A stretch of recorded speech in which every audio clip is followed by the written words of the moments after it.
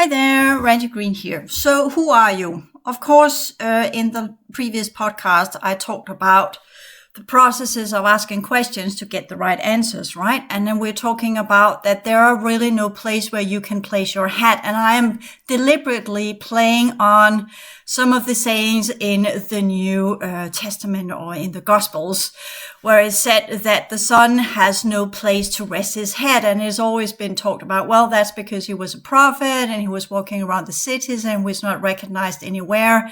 And he always had to be on his toes to whatever was coming his way. And it is about this: when people are instigating changes, they are rarely recognized for the information that they are giving. They're up against what is there. They're up against rigidity. They're up against the whoever is in control of information in the Gospels, the Pharisees. And are always talking against the establishment, the powers that be, whatever that is. And that is within science as well, and that is in all levels within psychology. Everywhere that we have human interpretations of reality, there are always the ones that are enormously rigid and that are afraid of losing their position in the world. And that goes down to, in my opinion, psychological defense mechanism, because if that system of thought would fall apart, then they would have nothing, and then they would feel the emptiness inside it. They would feel the despair. They would feel that they are absolutely not what they have puffed themselves up to be. The inflation of their ideas and their thought systems have granted them a position of power in the world. And if you take that away from them, they have nothing. Because why did they even have the need for that power to begin with? Because they realized at some point in their life that they were nothing, or their dad told them that they were nothing, or their mom sexually abused them, or something. And I'm just saying that as a possibility, because normally we have females that are being sexually abused, but they respond in a different way, rarely going into the position of power, actually going the opposite, into the position of complete self-destruction and self-denial and self-non-allowance to be anything in the world than just being scum. So that's part of the issues of abuse. And males that have been sexually abused, they are typically trying to position themselves as the true male, whatever that means. So we are, just to put that in, because that's some of the things I've been dealing with as a psychotherapist as well. Not my most enjoyous part of the psychotherapy work, dealing with people that have gone through that, not because of the people, because they're all good and kind people, but because of what was done to them. Trauma of war, trauma of rape, trauma of abuse. Never nice things to deal with, but it's part of what we are as humans, and everything else than that is a complete denial. Because when we go in to say, who are you? What are you? The first steps are in our past lives, and there you will discover that you were not Cleopatra. And if you were, you will probably discover that you were some really conniving, evil, whatever, and you were trying to get power, and perhaps you didn't even get it. Perhaps it was just history that made it up. Perhaps you were an underdog, completely under control of the priesthood, which I think is more in the case. And by that, whatever you had of ideas were instilled in you via the priesthood that had you under complete control. And perhaps you were in fear, or perhaps you were under the control of some priests that were sexually abusing you, or what have you. You don't know. But what we do know as a fact is that every earlier stages of human civilizations have been brutal, raw, and absolutely not something to romanticize or long for or yearn for in any ways or forms. And as you work through your past lives, you will recognize that as you remember what it was to be a female in many, many past lives, or a male being enslaved, being a soldier, or whatever was done to you. And males have been sexually abused over the course of time, as well as females, because every kid on this planet that is before puberty, they are just as yummy for the perverted and the predators and no, it doesn't matter what gender, because a hole is a hole and who cares? And you're saying, well, now you're really offending me, Randy. No, I want you to realize the processes that we need to go through. So when I ask you to remember who and what you are, And when I tell you, you need to remember who you are so that you can do the work, so you know what you're dealing with. What I'm asking you is not to go and say, well, I was Cleopatra, or I came from that system, or I came here in that capacity, or whatever it was, because I can tell you and I can assure you, as with the past lives on this planet, that has always been drenched in perversion and tragedy and killing and murdering. You know, God kind of wanted to wipe out the humanity for a long period of time, because taking away the ability to ask the questions, and by that having some kind of logical processing mechanism and being all emotionally driven by whatever was put in them under the control of some superior force, left them like children to unfold all the worst versions of what was instilled in the genetics to begin with, just to play and continue that idea. But it's not far from the truth. Not knowing what is going on and not having the higher order capacity in the frontal lobes to control your limbic system and your instinctual response mechanisms, and the flush of different electrochemical serotonin, dopamine, or whatever, can easily be twisted into seeking pleasure in things you shouldn't seek pleasure within. Because once you twist the mind, then the mind doesn't know where to stop if you don't have a functional frontal lobe that can stop you from doing all the ridiculous things. Then it's just instinctual, limbic, childish unfolding of emotional needs and what you want to have because that feels right for you. And you don't think about the consequences, and you don't think about what it does to others, because your frontal lobe system is not in charge. You are just driven by the most primitive levels that are even more primitive than you find in any animal on this planet. So humans are definitely in for a huge waking up process. Not realizing and not remembering, oh, I got brought here as a slave, or I got brought here because the scavengers raided my system and took me here, but by the fact that you are imbued in a physical form that is full of all sorts of ancient types of residual genetic remnants for whatever has been on this planet. And that is part of what we need to clear out. That's the first step of realizing who and what you are. When I say remember who you are, you know, the Greek oracle said, know thyself. So we are going and say, what does that mean? Does it mean that you know your position, that you were this or that you have this or that type of genetics? Yes, that's part of it. But what does it truly mean? It means that you know how to respond and how you are prone to respond in certain situations. It means that you are investigating yourself as an object, as a being, as a life form, on all levels of what you are, and you know all the layers of what you are, and you have looked at it and really looked at it and recognized, I am this or I am that. And then at the same time, you're also asking the questions, are you this or are you that? Or are you just interpreting it within a specific framework of what others have told you that you are? So knowing thyself is to get to the point where you take full responsibility of everything that you are. That's the first step. So when I ask you to remember who you are, I'm asking you to take responsibility of who you are. I'm not asking you to remember that you are made of this or that type of genetics. That's part of it.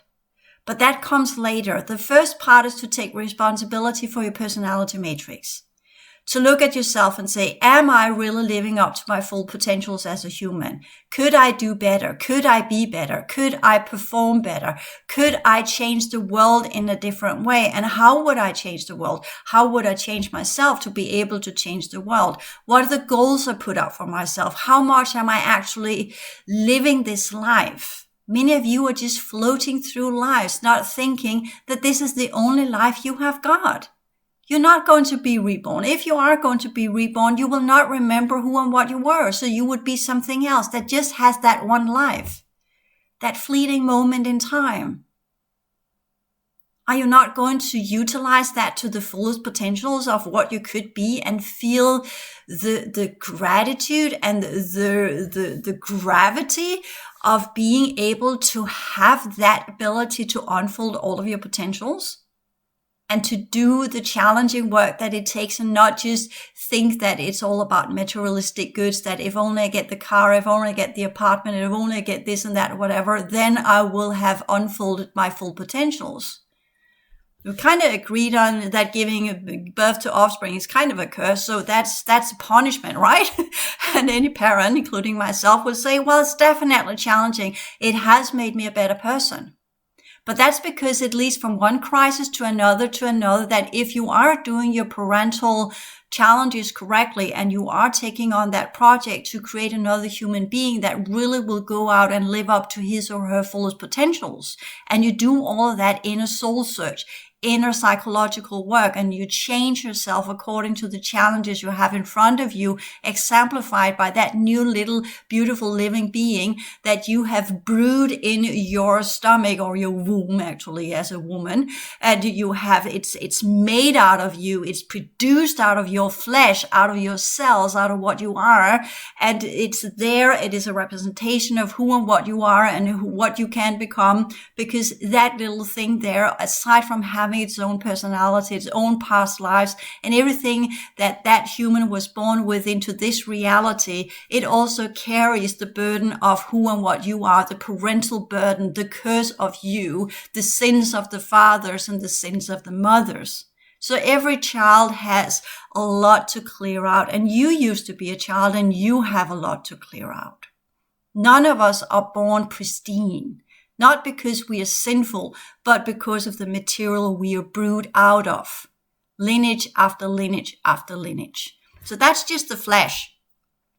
So when you go in and say, well, let's look at the inner human, and that is going with the soul or the energy system that holds the consciousness potentials that are called consciousness units in my work, that is where you have all of the holographic imprints of whatever you used to be. And when I say holographic, that means every single consciousness unit in your soul template has the potentials of activating the full scale of everything you have been.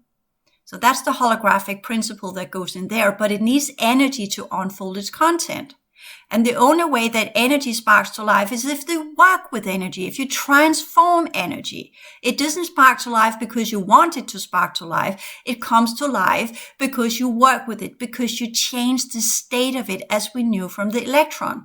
You either excite it with more energy so it reveals its content, lifts itself to a higher position where it unfolds new properties.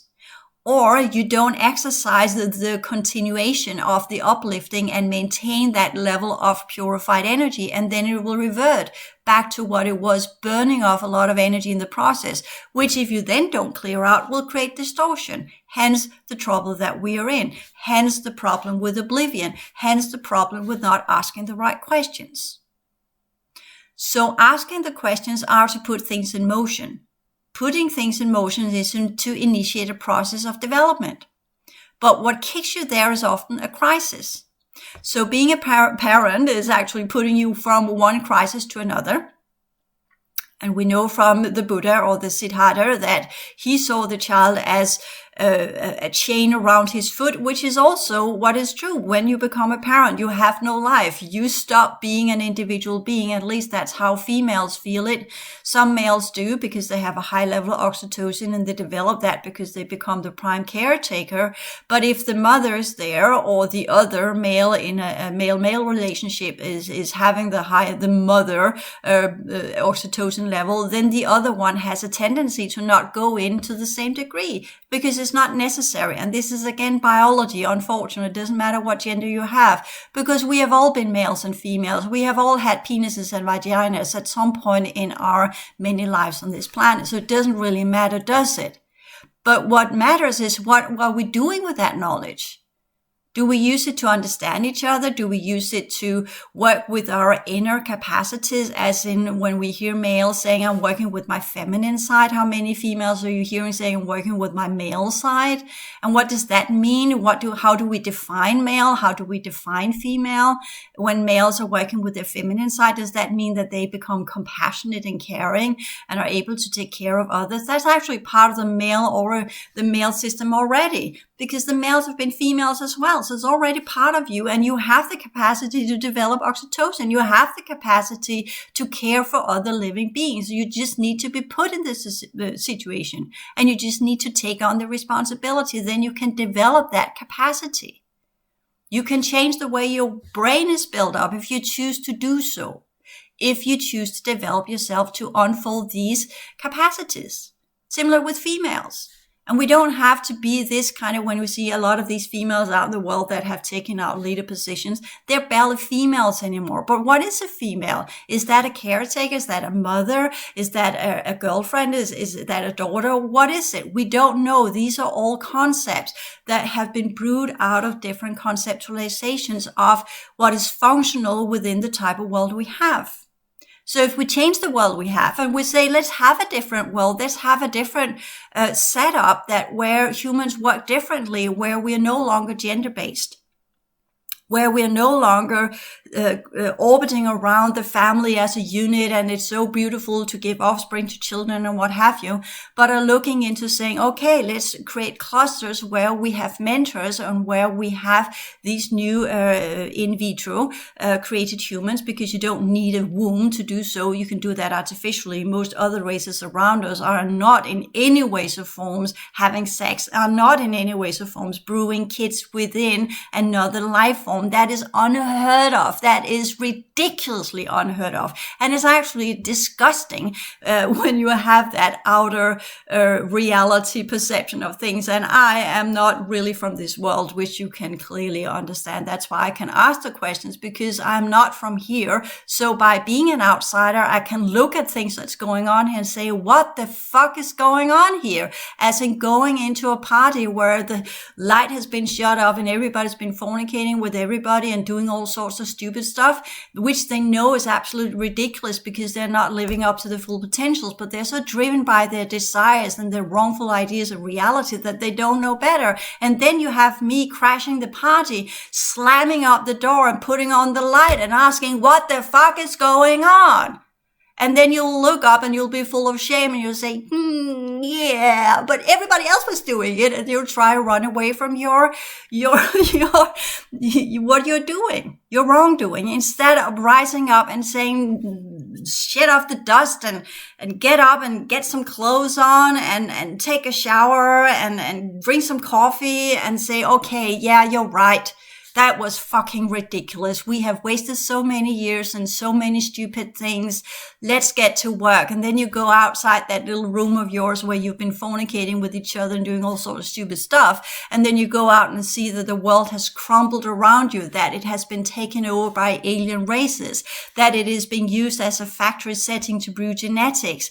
And you will look at that and you will say, whoa, what happened while we were asleep? And I'll say that happened because you did not fight to get out of your sleep. You just went along with it. Shame on you. So with that understanding, we say, when I say you need to remember who you are, I'm not asking you to remember if you're avian or you're this or that or whatever. That's a good thing, because then you will know your skill set and we can use that skill set to rebuild our world. But if you don't recognize why you have gotten yourself into this position, and if you don't do the work to take responsibility for your own progression, then I got nothing to work with. I can ask you as many times as possible what's going on. I will just go from one room to another and I will find you there again and again and again. You'll still rise up and dust yourself off and take the shower and drink the coffee, and you go out in the world and you will be like the drug addicts I worked with when I was younger as a psychotherapist. You will find that the world is too challenging, the world is too difficult, the world is too hurtful. Everything out there demands too much of you. You're not ready for that. You have not developed your frontal lobe system that kicks in and pushes you to do it in spite of what you want to do. You don't have developed the dopamine system that actually rewards you from doing the difficult stuff. You have only developed the reward system that rewards you from doing the easy stuff. The one that leads to satisfaction and desires and DMT and all sorts of substance and use of substance and stupidities that grants you some kind of physical, oh yeah, that feels nice, sexual orgasms, what have you. 5 minutes of pleasure, a whole lifetime wasted in nothingness. You need to learn to weigh these things up.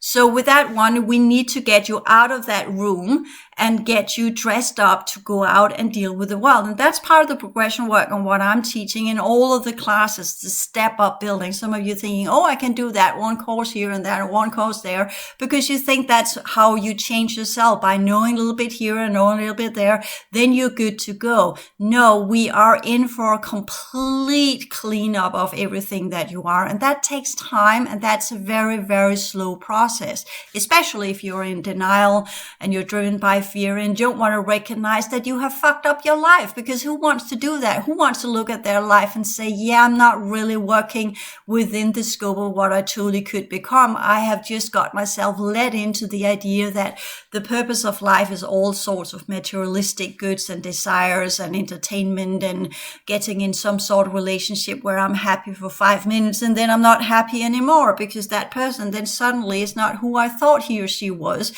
because the whole projection mechanism, the cloud of serotonin and dopamine and oxytocin has worn off, and then you're standing there looking at the other person as he or she actually is, and you're saying, who the fuck are you?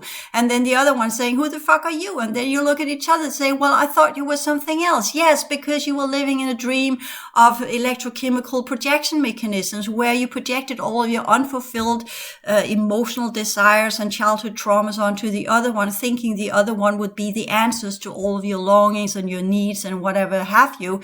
And because you've been imbued with all sorts of programs that tells you just fall in love and then life is good and beautiful and perfect and life will do what you need, and you get your family and it's all so nice and cozy, and you see yourself walking, strolling down the pathway or whatever with the stroller, and you have that little kid in there, that little sunshine and that little cute teddy bear on the side and what have you, and you're not realizing how damn difficult it is to bring up a child, and how many times you're not sleeping and it's always there. The child is always there, always in the way, always asking for something, always demanding something, unless of course you are a complete breeder and has been a breeder for so many lifetimes that you just spew out one kid after another, and the only thing you see yourself as a human is as if you are having a child in your womb and you have now got 20 kids and you're still spewing one out, because what are you, an insectoid or a human? Seriously, come on. Is that the purpose of your life? Oh yeah, I can see you engineered to be exactly that. So okay, yeah, I'm not expecting much from you,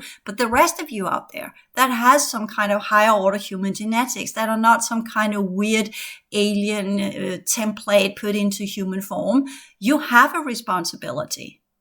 You have a purpose of what you are or what you're supposed to be. And you have to understand that this system is not what it's supposed to be. It no longer is what it was originally. It has changed while you were asleep. And how do we get you from waking up and being aware to being able to handle being awake and aware? And what does it mean to be awake and aware? Knowing stuff does not make you aware, as in a capacity of being able to instigate change.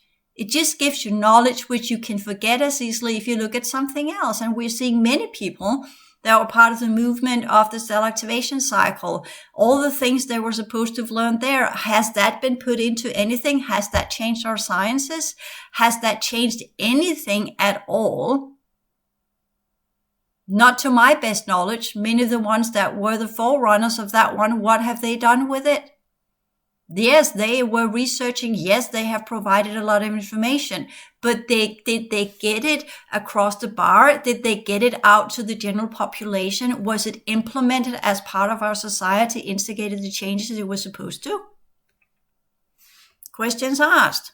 What do you think? What is your answer? My answer will always be, we can always do better. So this is an endless process. It never ends. There is always a crisis that can be solved. There is always progression that can be made. There's always development that must be achieved. So we never stop. We always transform energy. We always transform our consciousness. We are on a constant progression journey. We are the explorers. We are not the extension of a source. We are the source itself. You hear that in the gospel, because there is no one source. There are fields of energy, fields of consciousness, and we are all part of that. That does not make us uniform and we are all one and we are made of the same. Absolutely not. We are distinct, because there would be no purpose in having the same in all people. So we are different. We will always be different. We progress to be different. We progress to specialize. We progress to develop the reality fields we are a part of. We progress to develop our consciousness potential so we can progress the realities we are part of, because the realities we are part of are made of energy that comes from previous cycles and previous universal structures that needs to be transformed. And we are being kept stuck in certain perception of reality, not only by the limitations of our physicality and the distorted levels of our genetics and the distorted levels of our energy system. That's part of it. But there's also a humongous amount of alien technology in this system that are keeping up this Truman Show, that are keeping up our emotional field in a specific state, as you read about in The Source of Humanity, that keeps up our belief systems within specific paradigms. We are controlled from A to Z in what we feel and what we think and what we allow to do with ourselves. So yes, I can barge in and take you out of your fornicating party or your self-deception party or your self-denial party or your self-victimization party or whatever you want to put yourself, whatever category you feel you fit in. And I can ask of you to take responsibility, but I also know that asking you to take responsibility is asking you to be awake and aware on a level that you are barely matured into.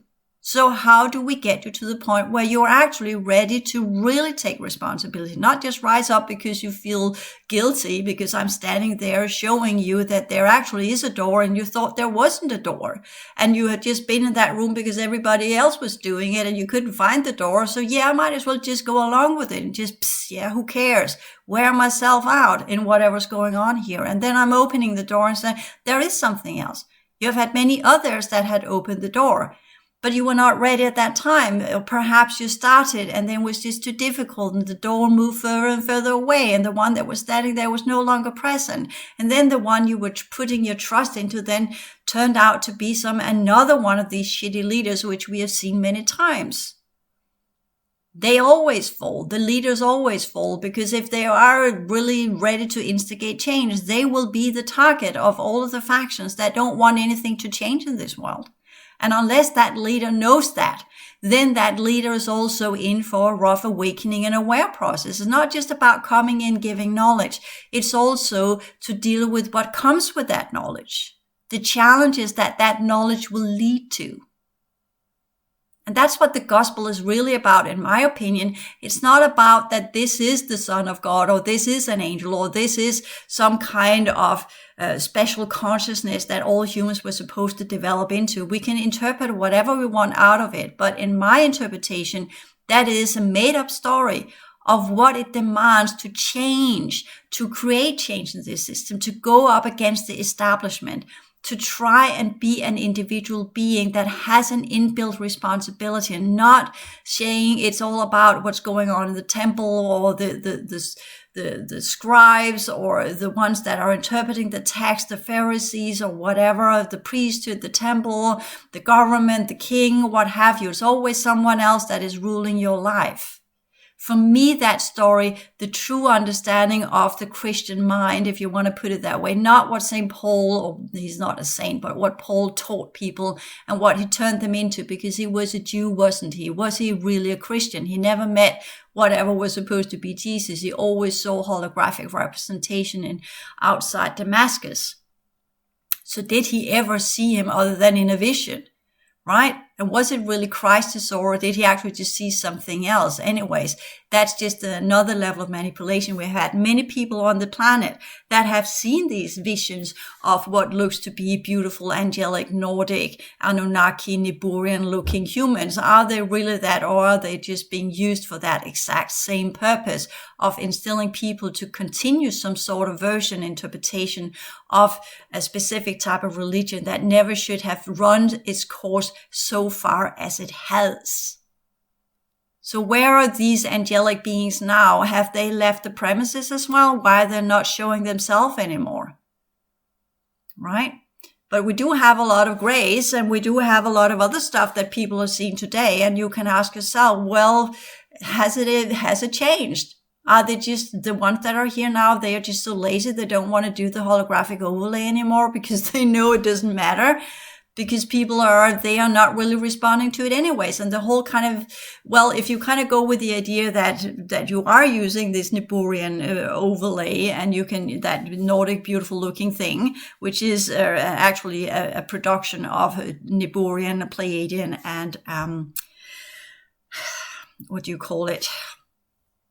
Vega genetics, that from Vega. So this is kind of when you go into that one and exemplifying that one, we'll say, well, is that even needed anymore? Or is it just because they're not here anymore? Or is it actually because it was an overlay, and these beings, as they are now in their form that they have regressed themselves into, are actually also becoming more and more androids? So the question again is, when we go into this process of knowing who and what you are, it goes into, it doesn't matter what you are or what you were or what you originally were as part of this sector, and what your original purpose was in this sector. The question is, what are you doing with it now? As we are asking the question, what are you doing with the knowledge you have? What are you doing with what you have been taught? Or what are you doing when you know there are different races out there? You have studied it, you have researched it. What are you doing when you are having this, as some of the researchers and some of the ones that have done regression? How are you dealing with this information? And we have seen in different people that have been working, I'm not claiming or blaming or anything with these people. I'm just asking the questions, and I'm not denouncing or diminishing their work or any ways or forms. But for instance, Dolores Cannon, which did a humongous piece of work, I'm not saying it's right or wrong or anything. She's part of a process. She deliberately said, I don't want to know more because I want to be in that ability to just ask the questions without influencing my clients. Was that the right stand to take? Should she not have been more critical? Should she not have asked the question of who is it actually that is talking through these people? She ends up saying it's always the same group that comes through the different people. Why is that? Ask the questions instead of just saying, no, I'm standing back because I don't want to impure myself, so I can't ask the right question as a regressionist. So that's part of that question. I think that should have been asked. When we had the Kalantics and we had the Dean, and she's still out there and she's still whatever she's doing, I think that she should have asked the questions of her childhood and what was happening to her there, and how much and to what degree was that actually influencing her later on, and when did she shift in her teachings, and who instigated that shift, and why did she believe what she believed, and why did it end up in that crash? What was going on there? The same with other groups that have been out there, asking the questions of, if you don't know who you are, how are you going to know when someone is manipulating you? How are you going to know when someone pulls you in and holographically change your energy system? How are you going to know if someone is manipulating your genetics or your consciousness sphere or whatever's going on if you don't know who you are in your core essence? So the core essence is not to know that I am this. The core essence is to know that you are so many things, but you need to know that kaleidoscope of things you have been, each and one of them, so that you know what you hold, so you know your past lives, so you know your trauma, so you know what's your weaknesses. Because a trauma from each life gets into our energy system, it gets into our genetics, and it distorts it. And it puts us into a position where it wants to, or a position where it wants to defend itself. It wants to keep whatever's left of it as minimum amount of purity. And then it cloaks itself in all of this distortion. How do you unravel the onion so you get to the core of the onion? That is to get yourself, know yourself, unravel the layers of the onion to get to the core. And then when you get to the core, then you will see, how can I use this core material of who and what I am? And it's not who and what you are. It's a standpoint of consciousness, and it is unexplainable. And you don't meet God when you get to the core of who and what you are. You meet who you are, what you truly are. And what is that? Nobody can explain that, because that is so above and beyond our current type of mentalization and current type of language. Your brain is literally not engineered to be able to hold that amount of consciousness. And what does that consciousness do if it gets into this physical form? Well, that's what the transfiguration is all about. You're crucified on the matter cross, And you're crucified by the ones that want to uphold the powers that be, and they want to kill to maintain their power. And then if you do survive that one, if you do get through all of these challenges, not necessarily by death, but which is an extrapolation, as I said, it's inserted later onto the Gospels, because technically most of the Gospels ends with his death. The whole resurrection and the whole transfiguration came in later on for reasons and purposes, especially if they tried to explain his divinity, if they wanted to turn him into an angel. Yes, he died, he shed off his physical form, and then he became an angel, which he were to begin with, to explain the Trinity. It's all put in there to explain belief systems and ideas that would explain the cognitive dissonance of the early Christianity, their savior, their rebellious dude, the one that they put all their trust in. He got killed. He failed. He did not live up to his potentials. If there were a real physical being, then we can go with that interpretation within the scholars that says, well, he did not live up to what he promised. We've seen that with many revolting and revolutionary spokespeople, being either this or that or whatever, and they're coming forth and they're doing their work, and they get killed, they get slayed, they get imprisoned, they get all sorts of things, and they are not living up to what they promised. And why is that? When you go in and you try to change the world and you become a rebellion, do you go in and really understand what you're up against? Rarely. You go in because you have an ideology. You go in because you have a belief of something that can change.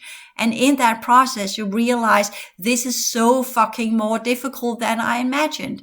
And then the question is, do you stick to your original beliefs, or do you begin to progress? Do you begin to develop? Do you begin to understand the complexity of the issue in front of you? Do you try to find the solutions and then understand the solution is not one? It's a complex system of solutions. It's a complex system of issues. So each issue has its own solution, and these are part of a larger pattern of other complex issues that needs to lead to other complex solutions. And there we're back at the progression journey. But in that adjusting process, what is adjusting you? Why are you adjusting? And in what way are you adjusting? Who is playing your fiddle? And I'm deliberately using that expression, even though it's really nasty and it can be used in all sorts of perverted ways. But it's actually not completely wrong, because if we're saying playing the fiddle in a perverted way, then it goes with desires. If we're playing the fiddle as in the emotional field, that what is in your trauma toolkit and your previous life toolkit and what is in this current life toolkit, that will define how the tune comes out, what kind of melody that is being vibrated into your emotional field and puts in certain ideas and certain thought processes and certain emotional reactions to whatever is happening. Because we are not pure emotional fields. Our fields are so clogged with all sorts of information. So whenever energy hits us, it will always vibrate. It will always be diffracted into that whole weird pattern of our emotional field and our mental field and what we are made of and what we have built up of barriers and defense mechanisms and walls around ourselves to protect ourselves from hurt, from getting more hurt. And all of that has to be torn down so that we can stand up completely in who and what we are, with that empowerment of knowing exactly what we are, because we have looked at all of it, all of that distorted, perverted, horrible past that each and one of us carry in our genomes, because none of you are pure. None of you are angels on this planet. And you want to believe that, because that's easier. It's nicer than actually look at yourself and say, I got a lot of work to do and I need to go through so many layers of who and what I am, and I'm going to be disgusted by most of it. Very few of you are ready to do that work. That is what it means to know thyself. That you know your weaknesses, you know your strengths, you know your capacities, you know your history, you know your past lives, you know what you were before you came here. You are ready to realize the wars that's been going on in our system. You are ready to acknowledge that you were captured, that your system was raided, that your home planet is no longer there, that this is a completely fucked up sector, that you are waking up to a war on consciousness and a war on energy and a war on accretion, and a war of destruction and a world that is falling apart and everything is fucking chaos. Are you ready to deal with that? And you can only do that if you know who and what you are, because no matter what comes your way, you will deal with it as a process, as a transformation of energy, as an exploration of consciousness, and as a progression of your consciousness potentials. No matter what the fuck is thrown at you, you will deal with it. You won't shy away from it. You won't turn your back. You will not turn the other cheek. You will confront it, and you will become the warrior of consciousness, and not that little victimized denial human you are now that are just hiding in the corner and pretending that if I only build up a wall or turn down the light or hide myself away, then things will change. Others will change it for me. And if everybody's thinking that, nothing happens. And then you have the ones that go first. Right? Let them take the beating. Let them be the ones that get kicked in the butt and kicked on all levels of their existence, which I have been as well. I know what I'm talking about because I've gone through it all. I'm still going through it all. And you want to wake up and you want to be aware. But are you ready for the battle? Are you ready for the challenges? Are you ready for the crisis? Are you ready for the responsibility? Are you ready to deal with what really is? Or do you have some romanticized idea of what it means to be awakened because you have been completely fed up with the whole ascension ideas and you're getting back to God and you're getting out of the system and you go back home to your beautiful home planet where everybody's kind and nice and you have all of these rosary glasses on and everything is good and fine because this is hell. Yes, but I just need to get out of here, then everything's good and fine. I just need to get home, then everything will be good and fine. And I can tell you, home does no longer exist. Home is gone. While you were asleep, things changed. So you're living on a dream of ascension. You're living on a dream of awakening. And I just told you there is no God source, so you won't get back to source. That's not home either. There's no point in that. If you go with the idea that source is there to explore itself, then you say, well, that's the Brahmian ideas, the Hindus, the Om, the exhale and the inhale. And this is where we turn around and we get all pulled back to source. And then we start all over again and be respawned and emitted out like rays of the sun and become new, pristine, shiny pieces of consciousness. And that's a beautiful story, but that will just include a system that constantly reboots itself on the same level, which makes no sense. But that could actually explain why things are going so bad as it is. Because if that's the case, and you keep being pulled back and you keep being spawned out without having no knowledge whatsoever, and you keep forgetting who and what you are, then no wonder nobody's progressing. No wonder nothing is developing here in this reality. But you see, once you get out of your little human emotionality and belief system and religious concepts and what have you, and essential spirituality, feel nice, feel comfortable, feel compassionate, because that's what new spirituality and new age is today. It makes you feel good. It's love and light, and that's all there is. And if I'm only light enough and love enough, then everything will be good and fine. And you'll shine your little beacon of light and you'll just walk in that cone of light, and that will be good and fine for you. But you're not really seeing things as they truly are out there, right?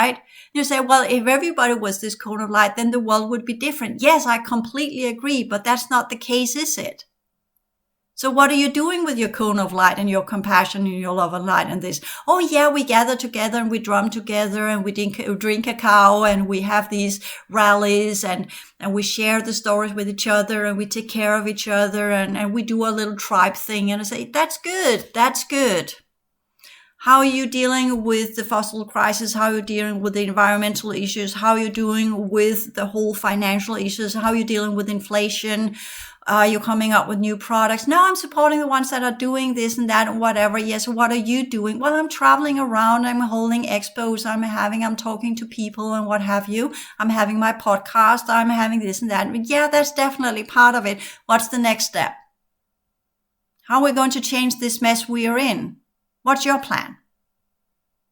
What's your strategy? Have you looked into your strengths and your weaknesses in terms of what you want to change? Have you got some novel solutions to that one? Are you working with what we could call social entrepreneurship. Are you really looking at the issues out there in the world? Are you ready to take your higher level of consciousness and put it to the test that it actually can create change? And what does it take to create change in this world? What are the laws of this world? What are the sciences of this world? What are the political system of this world here and beyond? What are the factions that are here? Why are humans in the position they're in? What is the true history of our system, etc., etc.? Being awake and aware is not just about waking up and doing the ascension and pretend that you are in the cone of light just by being compassionate enough and being around your tribe. You can do that. And you can move to an island and you can live there and you can pretend that you're making a change. We have had plenty of these groups throughout the history of human history, or throughout the time on our planet. We are still where we are. You will get rebooted, you will get recycled, you will be born again, and you will still do the same thing, thinking that doing an ashram and doing compassion and being light, that will change the world. If just enough are sitting in their contemplative, meditative state of light, then the world will change. If I meditate enough, if I create enough light, then the world will be a better place. Okay, what is light? How is light going to change things? What is light made of? Light is made of love. Okay, how is love going to change the financial issues? Well, if everybody's loving enough, then we will love each other. We will help each other. We don't have need to have an economy. We don't need to have money. We can just share goods and services. Yes, that's definitely one of the societies that have been on this planet as well. That's how most of the avian societies are in the fourth dimension around in other systems. And these are the ones that got raided by the scavengers as the first thing when the wars hit their system. That's why you're here. You're still playing what you were playing there. You're still not recognizing the scavengers. You're still not recognizing the evil that's on this planet. And you still haven't learned how to defend yourself. You're still doing the same thing. And now see where you are.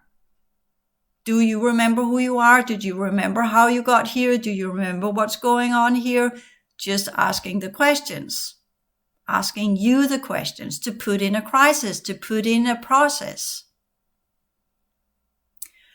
So to put everything kind of rounded up, because I kind of got saying what I wanted to say here with the beginning of within the normal concepts of ideas and thoughts and pushing it into what we call the more systemic level. Point being is being awake and aware. Waking up, dealing with reality as it truly is, at some point must come to some sort of physical, emotional, mental change within each and one of us. That's remembering who we are, understanding what we are, and taking responsibility for everything we are, and do the clearing work, and not just in meditation, and not just in pretending that if I do enough light, then I will clear myself, because light is only a fourth dimensional feature. So you've got other levels of your energy system, and you have got technology there that does not get dismantled by your loving, caring light. It takes other features. It demands a mental field that can work in holographic energy with code systems and code sequences and holographic dynamics of this reality. It takes vibrational energy that is able to amplify energy in a specific way so it can reveal its content. The vibrational field is what you will develop once you get beyond the love and light and you go further in and understand that love is vibration and light is vibration. And these are to be used to transform and clear and lift to its highest potentials, not because you love it, but because you're capable of lifting it up to its highest potentials, because you are exemplifying the highest potentials. You are exemplifying the highest forms of energy. You are exemplifying the highest forms of consciousness potentials. You are it. And because you are it, you have set the standard and you are vibrating that out. And that is affecting the world, not because you are meditating on light, but because you have become light, because you have changed your biofield, because you have changed your emotional field into being a vibrational field of true energy and true holographic potentials that are capable of working with complex information systems, transforming these because you know each single component of that energy unit you're working with, because you have activated your consciousness potentials, because you understand completely to the bone how to work with energies within your own template structure, within your own energy system, within your own architecture, because you understand how you are built, what the genetics are, physical genetics, energetic genetics, and emotional genetics, and mental genetics, or whatever, that are running these fields, giving them a specific configuration, that you know how to clear this out, that you know how to remove the seals, that you know how to clear the technologies that are running these fields, and then discover what's behind. That's energy work. Energy work is not light and clearing yourself with light and clearing yourself with different colors. That's frequency amplification. That does not get you anywhere. True understanding of reality and understanding who and what you are, not as in I am this or that or whatever. That's just part of you. That's part of your skill sets, that you have avian genetics, that you were part of that system, that you did that work on that system.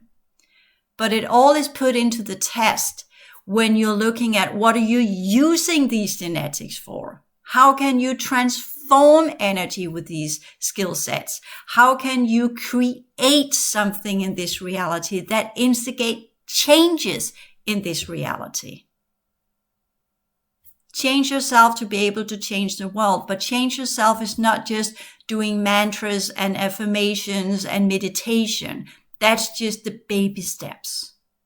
The true steps come in when you have the resilience, the empowerment, the knowledge, the strength to truly stand sovereign in all of your past lives and all of what you have been, because you have cleared it, you have dealt with it, you have got rid of all your weaknesses, and you turn it all into strength and knowledge from where you can look at others, reality, and yourself and what have you from a level of true knowledge, where you know exactly what you're dealing with because you have been through it all, you have experienced it all, you have dealt with it all, and you have transformed it. Then you know who you are. Thank you.